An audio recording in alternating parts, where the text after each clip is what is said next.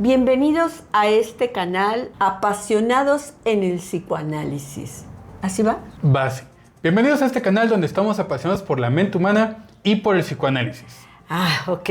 Bienvenidos a este canal donde estamos apasionados por la mente humana y el psicoanálisis.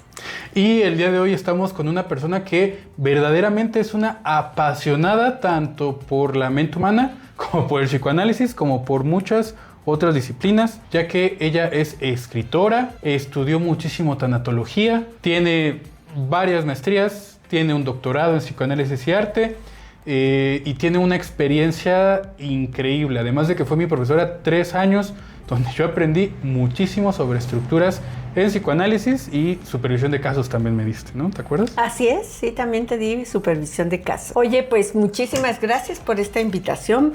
Y bueno, primero, antes que nada, te quiero hacer una pregunta que es fuerte. He visto tus videos y veo que el tema del narcisismo es como muy recurrente. ¿Por qué? O sea, ¿a ti te interesa mucho la cuestión del narcisismo?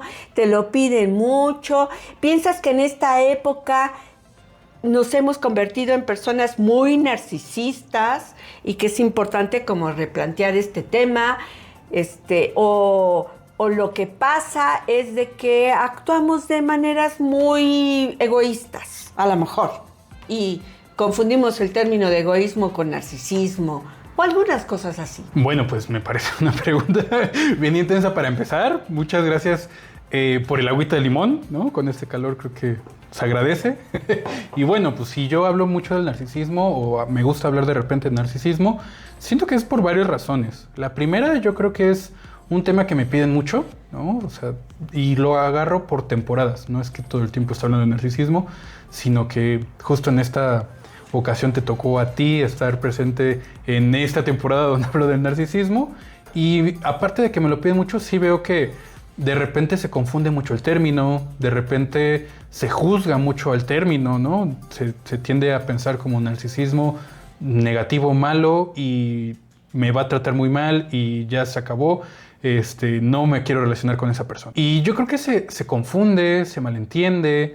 Y creo que siempre es bueno como replantear el término, ¿no? Como para poder entender un poco más, ¿no? Justo acabo de subir un video la semana pasada sobre diferentes concepciones de narcisismo. Son como 7, 8 que de repente encontré por ahí. La del DSM-5, que es el trastorno de personalidad narcisista, la de psicología en general, la de psicoanálisis, que también se divide en narcisismo primario y narcisismo secundario. Luego encontré un término bien interesante que es narcisismo social, ¿no? ¿Tú habías escuchado de narcisismo social? No. Y pues lo vi y dije, está muy interesante cómo es para referirse a grupos de personas que consideran que son superiores a otras, ¿no? Que pues esto es un tema bien importante y que tiene que ver mucho con ideologías religiosas, que tiene que ver con ideologías políticas, inclusive pues por ahí se escucha o mencioné al señor del bigotito chistoso de Alemania, ¿no? Que buscaba un superhombre o un hombre superior, ¿no? Como en ese sentido, y pues ahí digo, pues tiene cierto sentido que haya un narcisismo social, pero pues por eso mismo a mí me gusta mucho abarcar este tema porque hay mucho que hablar y también de repente tenemos este otro concepto que está muy de moda, que es el autoestima, el autocuidado y el que tienes que amarte a ti mismo. Y pues no sé hasta qué punto tú podrías considerar que eso también es otra forma de narcisismo. Es decir, ¿podría entrar ahí un concepto como narcisismo saludable? ¿Tú cómo ves este término? ¿Qué es para ti el narcisismo? Fíjate que eso que acabas de decir, el narcisismo saludable, hace poco en una sesión con una adolescente, me decía, es que mi mamá dice que soy muy narcisista, ¿no? Y ella consideraba que eso estaba mal y le digo, no, fíjate que no. Es necesario tener narcisismo, es necesario ser narcisista. En el sentido de que te importas a ti mismo y buscas tu bien, y eso no está mal. El problema es cuando te quedas en un narcisismo en donde es el autoerotismo completo, es decir, hacia ti mismo todo, sin considerar al otro. Que sería un poquito lo que Freud mencionaba como narcisismo primario, ¿no? Que te Exacto. quedes en esa etapa regresiva del Baby His Majesty, ¿no? Sí. Como decía él, donde todo tenía que girar alrededor de ese individuo. Muy diferente a un autocuidado o muy diferente a una forma en que podemos poner un límite a otro que quiere aprovecharse de ti o que quiere como ser narcisista, ¿no? O sea, o está siendo egoísta. No sé, o sea, siento que por ahí hay que diferenciar tanto ese narcisismo primario o ese narcisismo donde todo está sobre uno mismo, a esos límites o a ese autocuidado o esa autoestima. Sí, porque mira, yo creo que aquí el asunto es que hay que pensar a Freud no como todo saber absoluto, como un gurú, o sea, completo, sino como una cuestión en donde nos hace planteamientos teóricos, nos hace planteamientos de lo que él va observando en su clínica y en su propio autoanálisis, porque eso también es muy importante en la construcción de la teoría psicoanalítica, y pues nos va hablando de elementos que tienen que ver con la estructuración del ser humano. Y entonces el término de narcisismo en un primer momento lo hace en una aproximación para decirnos que hay una etapa en donde el sujeto reconoce su yo y otra en donde reconoce al otro. Y antes de eso, antes de ese primero que tiene que ver con el yo, es justo el autoerotismo. Entonces estaríamos hablando de un narcisismo primario con la constitución del yo y de un narcisismo secundario en ese vínculo con el otro. Donde la libido queda sobre uno mismo, ¿no? Que eso sería el autoerótico. Sí, pero antes de eso no hay narcisismo. En el autoerotismo como tal no hay narcisismo. Es un planteamiento que se hace, porque no hay un yo. Claro. El yo se constituye a partir de ese momento en el que se empieza a formar el ideal del yo y el yo ideal. Elementos importantes para la estructuración del ser humano. Ok. Y más o menos, ¿en qué momento estamos hablando? ¿Cómo cuántos años tendría el individuo? No, pues estamos hablando de meses, o sea, estamos hablando de 3 primeros meses, 4 primeros meses de vida, ¿no? Ay, ¿a poco Freud decía ahí el...? No, esta es una interpretación que yo hago, Ya. asumiendo que empieza a haber esa energía psíquica dirigida hacia uno mismo y hacia el otro. Quizás uniéndonos con la teoría lacaniana, diríamos que cuando el sujeto empieza a reconocerse a sí mismo a través de la imagen del otro. Como en el estadio del espejo. En el estadio del espejo, la imagen especular, ¿no? Que justo la imagen especular tiene que ver con esa constitución del yo. Pero antes, ¿qué pasa? O sea, ¿no hay una cuestión de energía psíquica? Sí, claro que hay una energía psíquica, pero no de retache, concentrada en uno mismo. Eso es lo que podríamos decir que es autoerotismo, ¿no? Ok. Y un poquito para adelantarnos, que evidentemente es muy importante y obviamente entendiendo que el estadio del espejo tiene que ver con esa mirada especular de la madre, ¿no? Y con ese deseo de la madre sobre el infante y cómo esto va constituyendo ese ideal que va a conformar posteriormente parte de lo que va a buscar conformar el yo, ¿no? En esa... Hay un concepto bien difícil, ¿no? Obviamente lacaniano, que saca de las matemáticas, ¿no? De esta línea asintótica que hace un juego entre la mirada de la madre o el ideal del yo y cómo se van constituyendo casi a la par, pero sin lograr tocarse, ¿no? Eso sería lo asintótico. Y que esto va a estar permanentemente ya en el sujeto en un futuro, ¿no?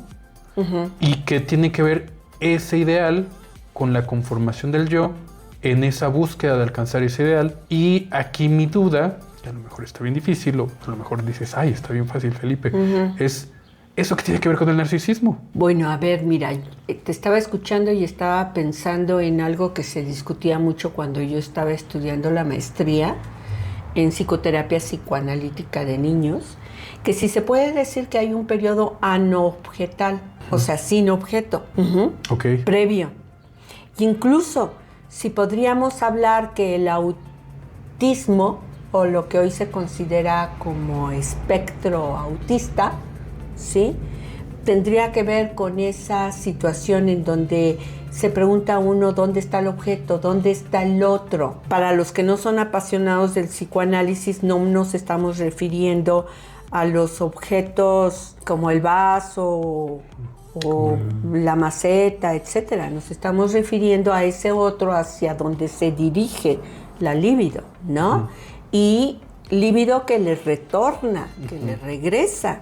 Y a través de este retorno es que se va creando esa imagen especular. A mí me gusta mucho un modelo que utiliza Esteban Levy, que es un fisioterapeuta que después formado en psicoanálisis, que hace una cuestión, un esquema muy interesante con un espejo, tal cual, ¿no?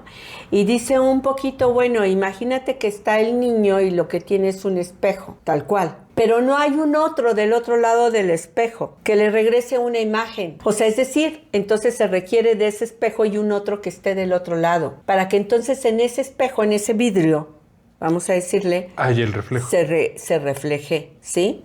Y es muy entendible, ¿no? O sea, si lo piensas en fenómeno óptico, no es lo mismo tener un vidrio sin un componente oscuro que permite hacer el espejo. O sea, si tú te ves en un vidrio y no hay un componente oscuro detrás de ese vidrio, ¿qué imagen se refleja? Ninguna. ¿Okay? Se ve para el otro lado. Se ve para el otro lado, efectivamente. Entonces, ¿qué necesitas para que se refleje tu imagen?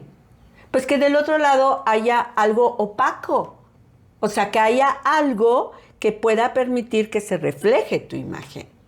Entonces, a partir de esa idea, nosotros pensaríamos, nos quedaría como muy claro, que es necesario que el otro esté del otro lado para que se refleje tu propia imagen.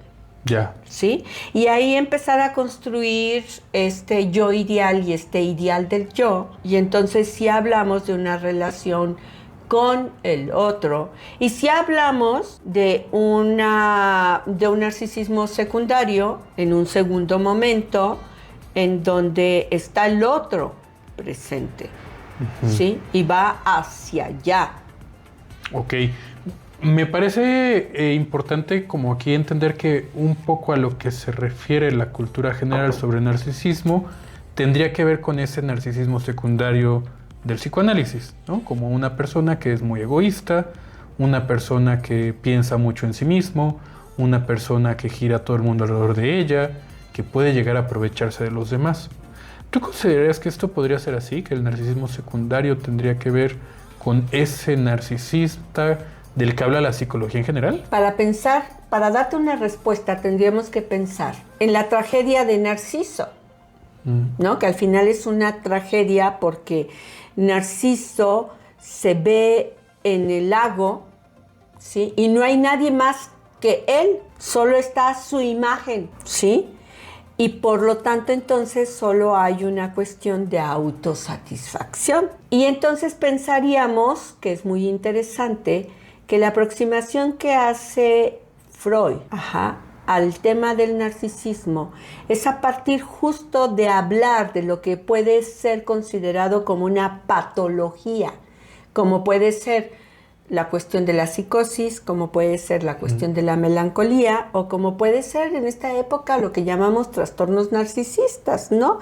En donde efectivamente hay una no vinculación con el otro. No se vincula con el otro, sino agarra al otro como un objeto. O sea, no hay empatía. O sea, es decir, una cosa es yo, otro, otra cosa es yo con otro, y otra cosa es yo y otro.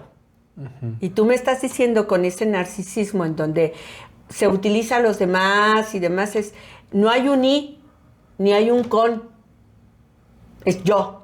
Claro. Y el otro lo uso, lo utilizo. Me parece bien importante porque esto, pues sí sería como más esa concepción, ¿no? Ajá. Pero regresando a la primera pregunta, o al primer comienzo de ese narcisismo saludable, ¿cuál sería el límite? ¿No? ¿Cuál sería esa delgada línea entre los autocuidados, entre pues valorarte a ti mismo, entre el darte un lugar, la concepción de tu propia personalidad, quizá el orgullo que te da los logros que tienes, ¿no? El que valores esos logros que vas teniendo en tu día a día, a este otro punto patológico del narcisismo, donde solo está yo. O solo está el otro. Uh-huh. Porque también eso es patológico. Solo está el otro. Solo está la sombra del otro. En el duelo patológico, eso es lo que pasa. Claro. Solo está el otro, la sombra del otro. O sea, ¿dónde está la posibilidad de mirarte a ti mismo y mirar tus necesidades? O la psicosis, por eso es que la melancolía está muy cercana a la psicosis, ¿no? Porque ¿qué pasa con el otro? Pues que el otro predomina sobre ti. Y entonces, ¿qué pasó con tu yo? ¿Qué pasó? Completamente desvalorizado, ¿no? Uh-huh. Y ahí vendría esta parte donde quizá el narcisismo podría rescatar al melancólico. Ah, no, sí, claro. O sea, una cierta dosis narcisística siempre es necesaria. O sea, no te sientas mal por ser narcisista. Más bien ponte a pensar cuál es tu grado de narcisismo, ¿verdad? Porque si te ves nada más como Narciso en el espejo, ¿no? Y no reconoces a otro, entonces, ¿qué acaba pasando contigo? La tragedia habla de justo Narciso muere, ¿o no? Sí, sí. ¿Sí? Ahogado. Que esa es la aportación de Lacan con respecto al narcisismo, ¿sí? Esa parte destructiva del narcisismo, porque el narcisismo tiene una parte, pues vamos a decirle constructiva, ¿no? Tu ideal del yo que te empuja, ¿no? O sea, ahora esto, ahora aquello, pero también tiene otra parte vinculada con los temas de la autoinflicción, o sea, la autodestrucción, ¿sí? Que tiene que ver con un narcisismo negativo, un narcisismo destructivo, autodestructivo. A ver, ya adentrándonos un poquito más en ese tema de lo que aporta Lacan, lo que dijo Freud, cómo lo retoma, cómo trabaja el concepto. Yo la verdad nunca me he adentrado como a ver la concepción lacaniana, todavía no me he metido a ese punto, ya llegará un momento cuando entre al doctorado, cuando entre a un seminario sobre esto, donde me voy a adentrar más. Pero, ¿cuál es la diferencia o cuál es la similitud entre la concepción de Freud y la de Lacan? Porque también Freud llega a mencionar, pues en ese narcisismo secundario, eso destructivo del propio narcisista. Pero, ¿qué aporta Lacan o qué es lo que...? Esa parte que tiene... ¿La desarrolla más a profundidad? Sí, que va más allá de este narcisismo primario y narcisismo secundario. Vamos a ubicar a Freud en una época en donde habla del narcisismo primario y del narcisismo secundario, introduce estos conceptos, toma... como no es algo que como todas las abstracciones de Freud no son cosas que se puedan objetivar, pues utiliza la literatura, claro, como es la parte del tema de Narciso, ¿no? Para ejemplificar justamente esto. Y en un segundo momento, el retorno a Freud que hace Lacan, pues amplía este término relacionándolo con esta parte destructiva del narcisismo, y no es de gratis porque recuerda que Lacan, si algo empieza a trabajar es justamente con la psicosis, ¿sí? Sus primeras tesis tienen que ver con la psicosis. Entonces, ¿qué pasa ahí con el narcisismo? Oye, cuéntales, te quiero presumir. ¿Dónde aprendiste psicoanálisis lacaniano? yo te presumo siempre que puedo, ¿eh? En el Centro de Investigación y Estudios Psicoanalíticos, más o menos en la época, podría decir, 1985, 86 aproximadamente. Ahí hice la maestría en teoría psicoanalítica. Y ya después, con los años, ya no creas que inmediatos, sino bastante después, me metí a estudiar la maestría en psicoterapia psicoanalítica en niños y en adolescentes. En esa época, terminando justo esta formación, me puse a estudiar el doctorado en psicoanálisis y arte. Se me olvidó el nombre de la escuela donde estudié esta maestría y a ver, supe yo que estudiaste en el CIEP. Ajá. Y que estudiaste en el Immanuel Kant. Exacto, ese se me había olvidado. Que es el doctorado de psicología. Ahí estudié en el Immanuel Kant con la doctora Chagas, que es una persona que para mí, mis respetos, porque ella se formó con Aberasturi en Argentina, y entonces trabajar con ella pues es una delicia, o sea, porque todo lo que me ha logrado aportar a través de la supervisión y el trabajo, bueno, y no solamente ella, sino está Sonia Viano, que es otro elemento muy importante, dentro de mi formación en esas áreas, ¿no? Está Elsie y algunas otras personas, Aaron Bronstein, que también es un psiquiatra psicoanalista de niños, que fue director de la Clínica San Rafael. O sea, muy interesante trabajar con ellos. Oye, pero entonces ya tienes con ellos. Muchos años de experiencia clínica. Sí, ya tengo un buen rato de experiencia clínica. Yo empecé a ver pacientes desde que terminé la licenciatura en psicología y te estoy hablando del 81. Ok. Oye, y hay una duda que hay siempre que se habla de... Me veo joven, ¿verdad? Sí, te ves bien joven.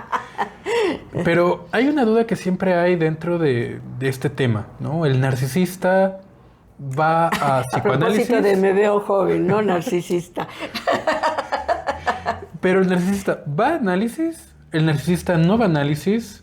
Ay, qué pregunta. Hay etapas donde sí, donde no.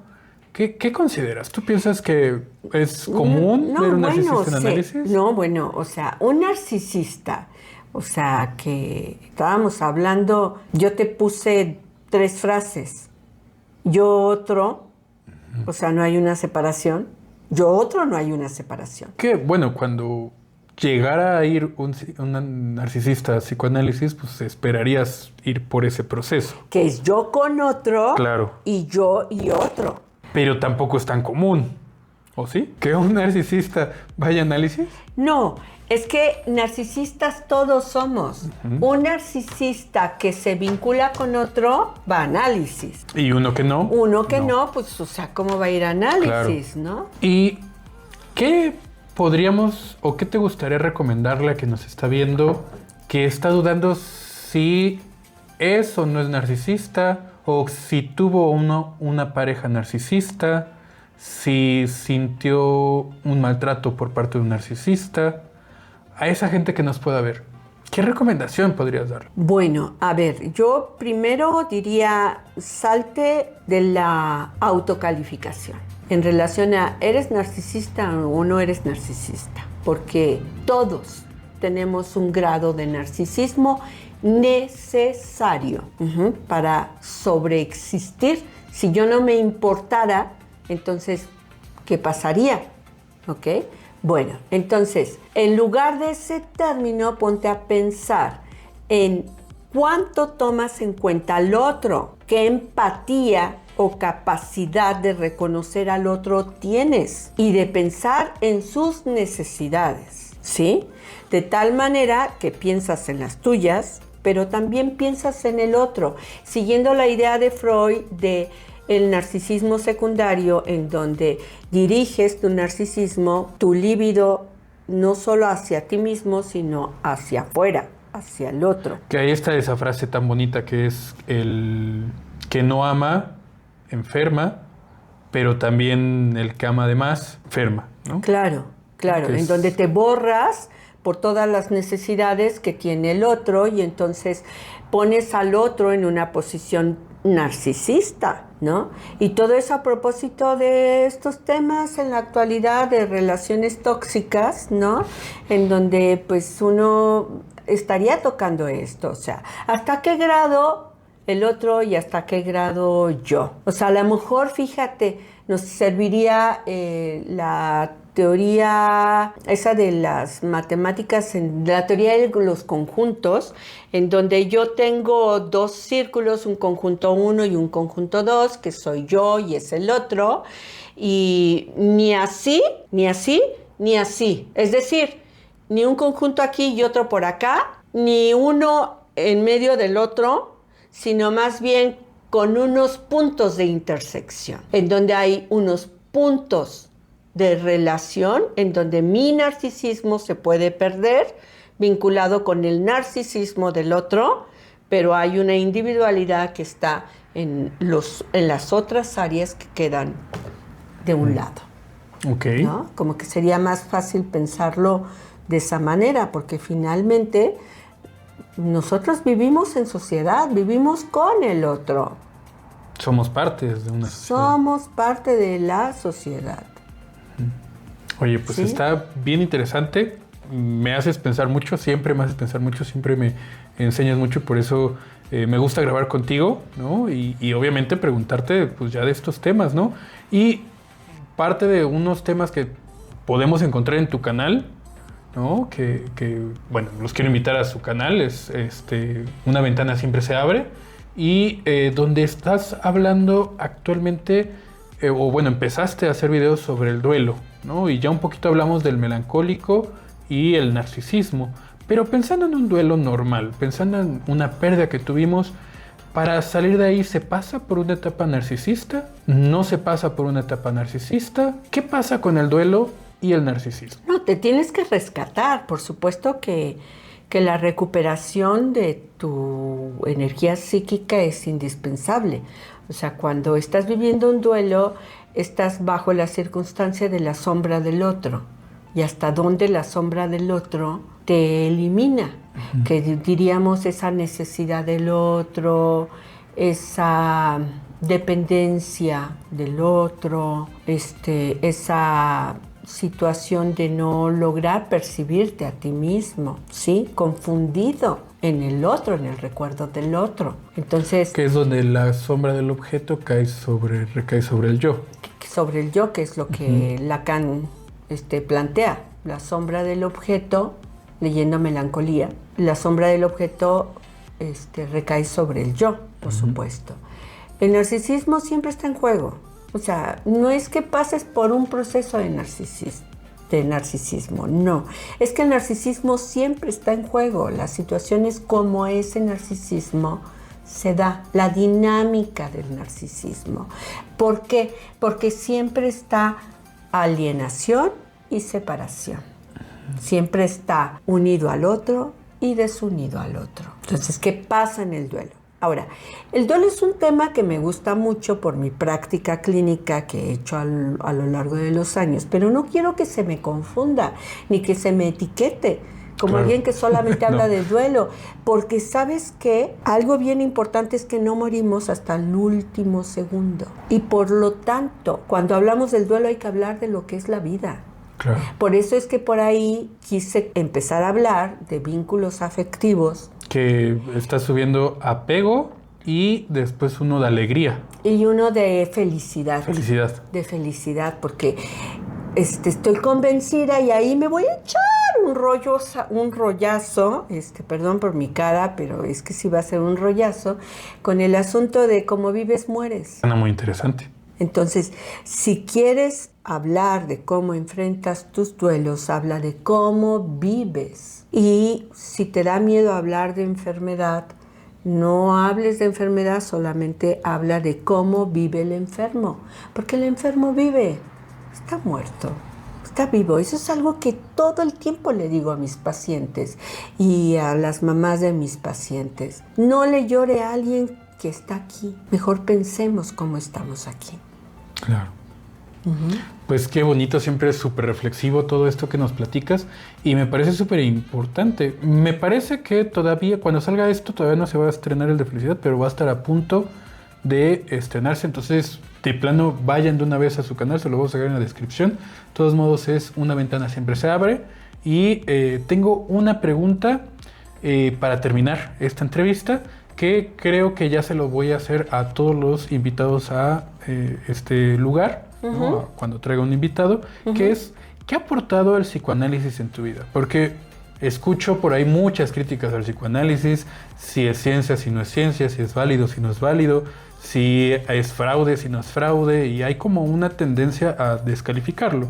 Pero en lugar de meternos en rollos sobre la epistemología y cómo tiene una validez epistemológica el psicoanálisis, me gustaría más bien aportar desde la vida, ¿no? ¿A ti qué te ha aportado a tu vida psicoanálisis? Sobre todo que tú estuviste en análisis con un gran psicoanalista mexicano, muy reconocido, ¿no?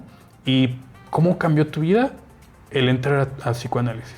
Ok, bueno, mira, primero no voy a decir nombres en respeto a las personas, pero tuve 3 psicoanalistas, ¿sí? Y psicoanalistas de gran reconocimiento académico y clínico, ¿ok?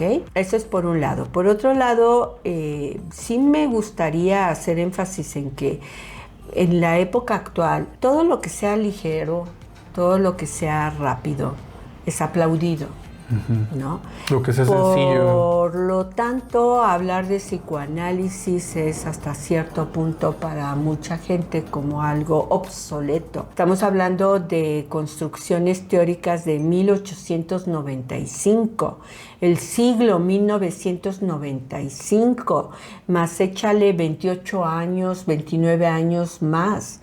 Entonces, por supuesto que hablar de psicoanálisis en las nuevas generaciones, en las generaciones, por ejemplo, de mis hijos, es todo un rollo. O sea, no te puedo asegurar que ni siquiera puedan entenderlo. Fui a ver una obra de teatro que se llama El juego que todos jugamos, ¿sí? Que yo vi cuando estaba estudiando psicología, que hoy, por supuesto, está en una nueva versión con nuevos actores. Y la fui a ver con los jóvenes de hoy, de 30, 34 años, 35, que me decían, interprétamelo, ¿no? O sea, oye, ¿de qué es? Oye, o sea, ¿cómo lo ves? O sea, a ver, ¿qué significó? Explícame, ¿no? Porque no el entendí. bagaje cultural que teníamos en nuestra formación con autores, Wilhelm Reich, Sartre, Freud, Lacan, Marx, Engels, Schopenhauer, o sea, toda una, vamos a decirle, toda una formación que te permite pensar sobre el ser humano y sobre la vida de una manera diferente, ¿no? Entonces, vuelvo al punto, si alguien te pide psicoanálisis, pues creo que nada más nuestros alumnos que estudian psicoanálisis, gran parte, ¿no? O gentes que están muy involucrados en todo esto que acabo de comentar, ¿ok? Entonces yo ahí es en donde digo que te admiro, porque lo que tú tienes hoy es un reto por transmitir el psicoanálisis en una época en donde todo es ligero, ¿no? En donde estás compitiendo. Donde los referentes dejaron de ser estos grandes filósofos, Nietzsche o Hegel, Schopenhauer, pues todos los que mencionas, Freud, Lacan, Sartre y muchos más, y empiezan a ser influencers, ¿no? Sí, pues que bueno, vamos para ese lado un poco tratando de que por lo que hagamos llegue por lo menos con una experiencia clínica detrás, ¿no? Que eso es lo que yo creo que haría la diferencia, porque sin duda alguna hay muchos coach, no lo dudo, tanatólogos y más gente que hoy se dicen doctores, ¿no? Y que los seguidores les dicen, oiga doctor, y la pregunta es, ¿y sabes si realmente es doctor? ¿Y sabes si realmente estudió para ser doctor o es doctora? ¿O más bien tomó un curso de 1 año? ¿O cuál es el bagaje que tiene? Porque creo que actualmente ni siquiera eso, ¿no? Leen un libro que nadie les explicó y ya con ese libro o con un video que vieron en inglés, lo traducen al español y ya están transmitiendo un conocimiento que no está sustentado en un referente filosófico importante, que simplemente es una ideología de redes sociales y que a partir de ahí ya están transmitiendo algo que posiblemente vaya a ser nocivo. Sí, pero pues hace rato hablábamos del narcisismo y entonces Claro. hablábamos de esta parte donde le cedes al otro, Claro. ¿no? Entonces es un poco, yo creo que esos vínculos son un poquito eso, ¿no? O sea, es más fácil que el otro te diga cómo organizar tu vida, cederle al otro el saber, que trabajar contigo, Claro. ¿no? Entonces, bueno, ahí aterrizo con, ¿qué me dejó el psicoanálisis? Eso, mucho trabajo conmigo. Y no digo que no he pasado por crisis o traumas muy difíciles, situaciones muy complejas, pero estoy agradecida de haber transcurrido por el psicoanálisis, de haber encontrado a las gentes que me permitieron establecer una transferencia con el psicoanálisis. Y si lo llevamos un poquito a un plano más terrenal, pensando que lo vamos a dirigir a estas nuevas generaciones, ¿qué les podrías decir a ellos que no entienden qué es la transferencia? ¿Qué te deja el psicoanálisis? Evidentemente mucho trabajo, pero va a decir, si yo ya trabajo, ya tengo mucho. No. O sea, ¿qué les diría? Olvídense de los términos teóricos, o sea, olvídense del término que utilicé de transferencia. Quizás en otro momento podríamos hablar de ello. Más bien, o sea, a lo que me refiero es a esa influencia que algunas personas han tenido en nuestra vida y que han permitido que uno se acerque. Que hoy, por ejemplo, si tú tienes seguidores de psicoanálisis, es gracias a esa influencia que tú estás teniendo en ellos. Más allá de conceptos teóricos, estás aportándoles algo. Eso espero. ¿No? Uh-huh. Pero bueno, yo siento que me aportan mucho más a mí, ¿no? Muchos de los seguidores, con sus comentarios, con sus preguntas, con la exigencia que de repente tomo un tema un poquito más laxo y digo, no, tengo que hacerlo más y me meto a investigar más. Y eso lo agradezco porque a mí me aporta muchísimo y creo que ya es algo que tú estás empezando a sentir ahora que ya estás pues ya con 2 meses, ¿no? Con tu canal. Pues como sí te exige el actualizarte para hacer un video, el escribir un guión, el ver qué les voy a decir, cómo lo van a tomar y profundizarse. Yo creo que a mí me deja mucho más y ojalá que pueda aportar algo a mis seguidores, que mejor, ¿no? Pero sí, yo siento que me deja más a mí, ¿no? Y yo creo que eso a lo mejor suena un poco... ¿O es un tanto narcisista? ¿Quién sabe? Un narcisismo necesario. A ver, te voy a replantear la pregunta para que lo digas hacia estas generaciones. ¿Cómo hubiera sido tu vida sin psicoanálisis? De la chingada. Perdón, no se puede decir. No, está bien, no pasa nada. A ver, ok, va de nuevo. No, está bien, dale. Pero a ver, justifica tu respuesta. O sea, con mucho sufrimiento. ¿Sí? Sí, pero con un sufrimiento, un goce en el sufrimiento claro. Muy complejo. Que yo creo que eso es como una de las primeras aportaciones de responsabilizarse a uno mismo, de ese trabajo que nos deja el psicoanálisis, que es darte cuenta de eso que de repente es tan trágico o de repente es algo que le tienes tanto miedo, de cómo nosotros mismos nos podemos o podemos disfrutar satisfacción de nuestro displacer, ¿no? Como... Pues yo no diría que recibimos satisfacción de nuestro... Bueno, no nosotros, pero hay una satisfacción pulsional a partir del displacer. Yo creo que aprendemos, o sea, si quizás ese es en el término de aprender, de agarrar. Con H. Con H, aprendemos a vivir con el sufrimiento y con la insatisfacción.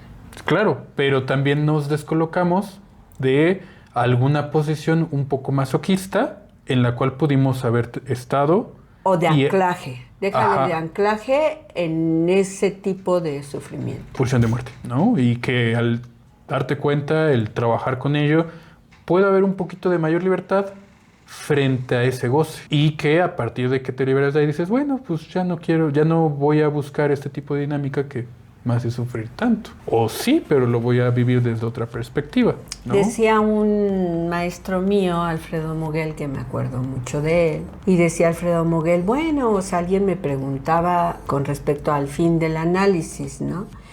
Y un chiste en donde se encuentran dos amigos y le dice, oye, cuate, ¿tú ya no vas a psicoanálisis? No, ya no voy a psicoanálisis. Oye, uy, pues qué bueno, me imagino que entonces ya no te haces de la popó, ¿no? Y le dice, no, o sea, me sigo haciendo, pero ya no me angustia. Claro. Pero es un poquito como pues este planteamiento de que síntomas siempre tenemos. Por lo tanto, sufrimiento siempre tenemos. Claro. La cuestión es cómo podemos movernos alrededor de esos síntomas de tal manera que nos enfrentamos a ellos de otra manera, resignificándolos con la narrativa, porque al final estamos construidos en la narrativa. El lenguaje. En el lenguaje. Okay. Bueno, pues ya lo vieron. Te agradezco mucho por esta invitación y pues obviamente tú me dijiste en algún momento que me admiras, pero pues yo te admiro mucho más por todo lo que nos enseñas, por todo lo que aportas, por todo lo que pues de alguna u otra manera pues he aprendido de ti, ¿no? Y pues eso te lo agradezco mucho y pues lo que seguiremos aquí construyendo, ¿vale? Muchas gracias. Entonces pues a ver cuándo te traemos de vuelta otra vez por acá. Gracias. Pueden ver ya las entrevistas que le hice a Aurora en su canal, ¿no? Esas creo que ya se subieron. Y pues los invitamos nuevamente a que se suscriban tanto a este canal, al de ella, si les gustó esto, que construyan, que trabajen consigo mismos, con un profesional, como siempre les digo. Y yo no estoy peleado con que vayan a cualquier corriente, que vayan simplemente un trabajo con ustedes mismos. Y si van a psicoanálisis, mejor. Y pues aquí hay una gran profesional, una gran psicoanalista, una gran maestra, ¿no? Y doctora, que pues si ustedes lo requieren, pues ahí va a estar su canal, ahí están sus datos para que la contacten y pues nos estaremos viendo en un siguiente video. Y recuerden que quien analiza su mente, enfrenta sus deseos. Hasta la siguiente.